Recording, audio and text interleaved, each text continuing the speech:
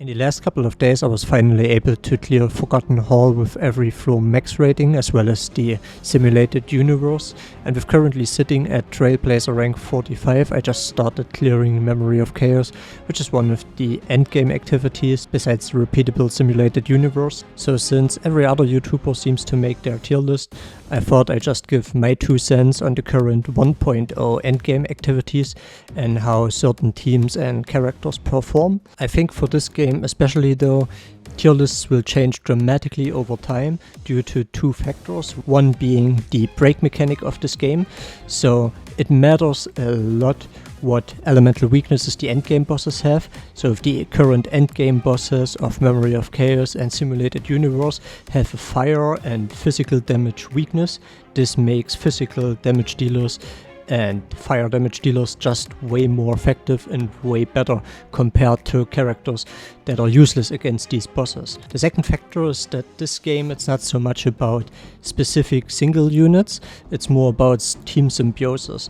So for example, March would be pretty shit, but however there's Clara and March are a really good combination. So if in the future there gets a character released that is really good in combination with a character that is now shit tier, that shit tier character will go up in the tier list a lot just because that new character is coming out.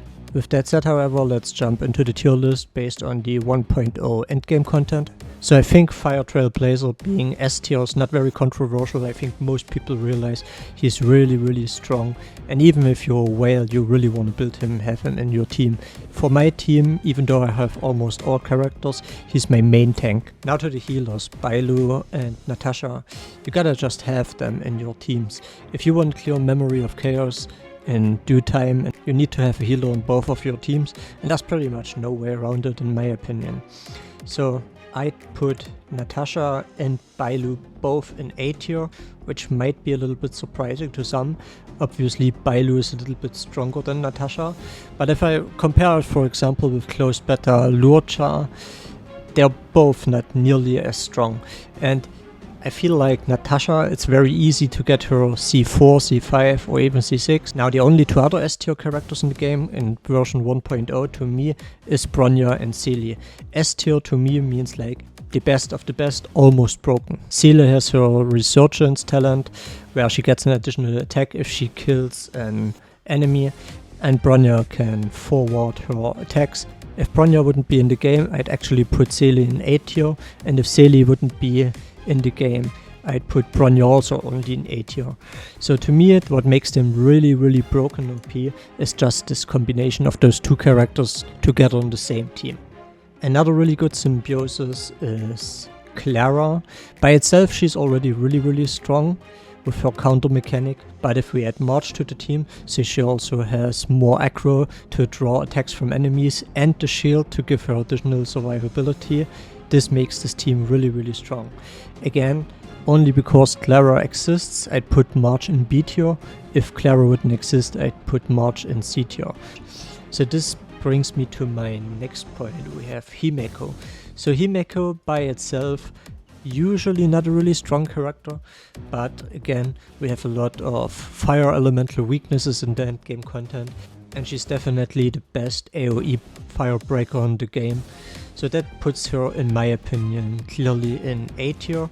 Also, she works very well in conjunction with other AoE weakness breakers, so other characters of the erudition path. Now the next one is probably gonna be a controversial one, and that's Gepard, which to me is only a B tier character. So he's really good in Simulated Universe, his shields are nuts, but he falls off in Memory of Chaos. So you don't want too many characters in your team that only have defense capabilities. It just tanks your kill speed way too much and you will have problems getting the maximum rewards maybe. Now we have another really strong character combination, and first of those 2 will be Veld, which is clearly an A tier, not quite an S tier, but maybe the strongest A tier in the game right now.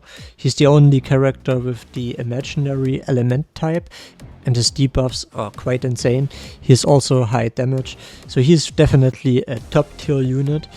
And a character that goes really well together with him is Dunhang. Danheng by itself, not so a big fan of him.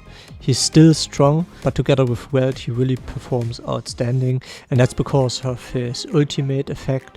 Deals wind damage equal to 240% of Dank's attack to a single enemy. If the enemy is slowed, which Welt can apply, the ultimate damage multiplier increases by 72%. So yeah, that's a lot of damage. Now next one is an easy A tier, Tingyun. Most people even put her into S tier. To me, no, she's not a S tier unit. Bronya is, in my opinion, a way better support character than Tingyun, and it's not even close. Tingyun is really good for 4-star. What makes her really shine is the super high base speed. Now comes another controversial one, and that is Asta being A tier. Yes, to me, Asta is almost as good as Tingyun, if not on the same level. She has also a very high base speed, plus she's a really good firebreaker as well. Next we have Yanqing, which in my opinion is also an A tier. And this might surprise some people because I said, yeah, not a lot of enemies have the ice element weakness, but his single target DPS is just so ridiculously high. It doesn't really matter, even if he doesn't break the shield. So that brings me to Sushang, which is another hunt character, and she has to compete with Yanqing and Sealy. But her damage is simply not nearly comparable to Sealy or even above Sealy with Bronya or Yanqing. So for that matter, she just goes to B for me. So now we're coming to the characters where I really have a hard time ranking them. So let's start with Zerval. For me, she's really difficult to rank because in comparison to other erudition characters, like for example Himeko, I feel like her damage is a little bit lackluster. However, she's the only reliable electro weakness breaker that can deal AoE damage, and for that fact there's no alternative, right? We don't have any alternative. So for that reason I would put her in A tier, but we have Jingyuan coming out soon and she has to compete with him for that spot. Jingyuan not out yet, so I cannot rank him. If he is anything like in the closed beta, I would probably put him into A tier.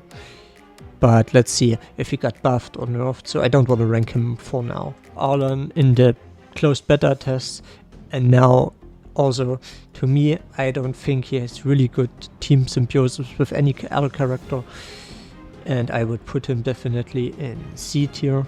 For some content there are some really ridiculous combinations together with Himeko and Herta.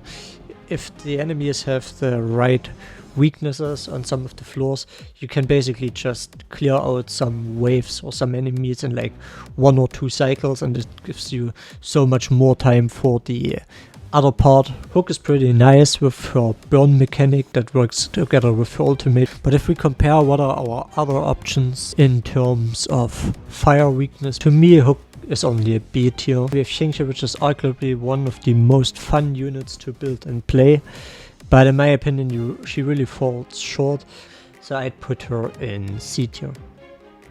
Then we have Pela, which is B tier for me, simply for the fact that she has the defense reduction for 2 turns on her ultimate. That's pretty nice in certain situations. And last but not least we have Zempo, which is a character that I only built and played during the early closed beta tests. However, I never had the feeling that I really liked his playstyle or what he provides to the team. This might change, however, if you pair him up with Kafka if she comes out. In the beta I didn't do this, so for now I would put him in a C tier, but this one could prove to be very wrong in the near future. Anyways, those are my 2 cents for the current meta and how the characters perform in my opinion based on Endgame. I hope this video was helpful to some of you. Thanks for watching, see ya!